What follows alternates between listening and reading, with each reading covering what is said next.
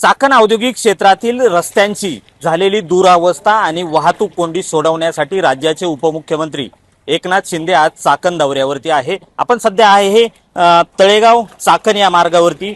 या महामार्गावरती 8 दिवसापूर्वी उद्योगमंत्री उदय सामंत या ठिकाणी येऊन अधिकाऱ्यांची बैठक घेऊन तळेगाव चाकण या महामार्गावरती नवीन तंत्रज्ञानाचा वापर करून रस्ता हा मोठा आणि सुसज्ज करण्यासाठी या ठिकाणी बैठक घेण्यात आली होती। त्याच पार्श्वभूमीवर आता रस्त्याच्या कामाला सुरुवात झालेली आहे। नव्याने तंत्रज्ञान विकसित केल्यानंतर खरं तर या मार्गावरती पहिल्यांदाच अशा पद्धतीने हे सगळं या ठिकाणी तयार केलं जात आहे। आज या परिसराची एकनाथ शिंदे पाहणी करणार आहे। खरं तर चाकण ते तळेगाव या मार्गावरती मोठ्या प्रमाणात खड्डे होते, त्यासोबतच वाहतूक कोंडीची मोठी समस्या या ठिकाणी होताना पाहायला मिळत होती। मात्र आता ही दूर होणार आहे।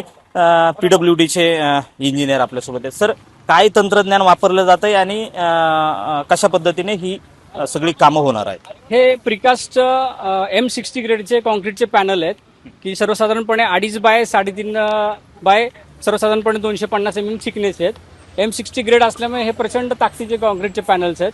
आणि महत्त्वाची गोष्ट याच्यामध्ये की आपण हे प्रिकास्ट म्हणजे थोडक्यात फॅक्टरीमध्ये तयार केल्यामुळे रोडवरती जो 28 दिवसाचा याचा क्युरिंगचा कालावधी लागायचा तो पूर्ण वाचला आहे। त्याला फक्त लेवल करणे ग्राउंडवरती आणि हे पॅनल तिथं क्रेनने आणून ठेवणे, बस एवढं त्याला ॲक्टिव्हिटी लागते। आणि त्यानंतर साईड पट्ट्यांची कामं करणे, त्याच्या इकडे त्याला कालावधी लागत नाही। हे खूप चांगले तंत्रज्ञान आहे। खरं तर खड्डे पुन्हा पडणार नाही, कारण या मार्गावरती अवजड वाहतूक मोठी आहे। हेवी व्हेकल या मार्गावरून जातात आणि इतरतलं पाणी रस्त्यावरती येतं। त्याचं प्रिकॉशन कसं घेतलं गेलं? त्याचं आता मान्य जिल्हाधिकारी सरांच्या अंडर एक इम्प्लिमेंटेशन प्लॅन बनतोय की ज्याच्यामध्ये या एरियासाठी पूर्ण पाण्याची व्यवस्था, त्याचा निचरा करण्यासाठी कन्सल्टंट आपण अपॉइंट केलेले आहेत आणि ते त्याचा डिझाईन करतात आहे। त्याप्रमाणे इथं आवश्यक ठिकाणी सगळीकडे पाण्या निचरा होण्यासाठी पाईपलाईन टाकणं किंवा आवश्यक बाबी त्याप्रमाणे ते सजेस्ट करतील, तसं आपण करणार आहे पुढे। सध्या आपण काम करत असताना खड्डे पडणार नाही, पाणी साचणार नाही, यासाठी काय प्रिकॉशन आत्ता घेतली जाते? आता आपण पूर्ण रस्त्याच्या साईड पट्ट्यात असून नॅचरली पाण्याचे जे स्रोत आहेत त्यांच्याकडे पाणी वाहून जाईल यासाठी आपण पट्ट्यात असतोय सगळीकडे आता पाणी जाईल।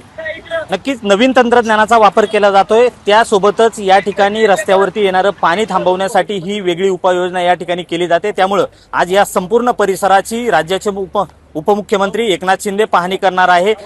या पाहणी दरम्यान ही तंत्रज्ञान किती उपयुक्त ठरणार आहे हे पुढील काळात कळणारच आहे। मात्र सध्या चाकणमधील असणारे रस्त्यांची दुरावस्था आणि वाहतूक कोंडीच्या समस्येमुळे कुठेतरी उद्योजक हैराण आहेत आणि या उद्योगांना कुठेतरी दिलासा देण्यासाठी आता राज्य सरकारची ही पावलं या ठिकाणी पडताना पाहायला मिळत आहेत। महाराष्ट्रातील सर्व बातम्यांचे विश्वासार्ह व्यासपीठ, सकाळच्या सर्व सोशल मीडिया प्लॅटफॉर्मला लाईक, फॉलो आणि सबस्क्राईब करा। तसंच सर्व नोटिफिकेशनसाठी बेल आयकॉन प्रेस करायला विसरू नका।